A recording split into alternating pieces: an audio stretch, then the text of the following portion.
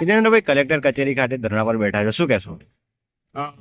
જય પાટીલ નામના અનુસૂચિત જાતિના વિદ્યાર્થીનું 1/2/26 રોજ આત્મહત્યા થયેલી કોલેજ પ્રશાસનના માનસિક ત્રાસના કારણે એની પોલીસ પ્રશાસને 4 તારીખે એફઆઈઆર નોંધી છે.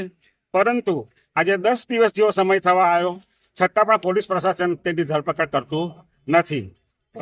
સામેવાળાઓ પાસિંગ પિટિશન હાઈકોર્ટમાં કરી છે. હાઈકોર્ટે એમની પિટિશન માન્ય રાખી નથી કે ધરપકડ સામે કોઈ સ્ટે આપ્યો નથી.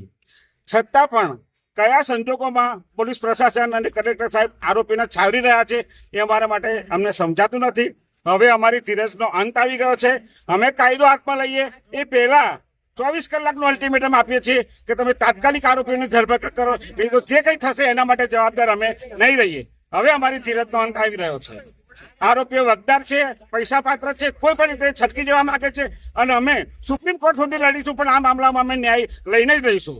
આવા કેટલાય બધા મામલાઓ છે કે જેમાં અમારા દલિત સમાજના વિદ્યાર્થીઓને આવી રીતે સંસ્થાનિક મર્ડરો થાય છે, એમને શૈક્ષણિક માર્ક્સમાં પણ અન્યાય થાય છે, નોકરીમાં પણ અન્યાય થાય છે અને આવી રીતે મેન્ટલી એમને હેરાન કરવામાં આવે છે. એટલે અમારી ખૂબ જ તાત્કાલિક માગણી છે કે ભાઈ આરોપીની તાત્કાલિક ધરપકડ કરો.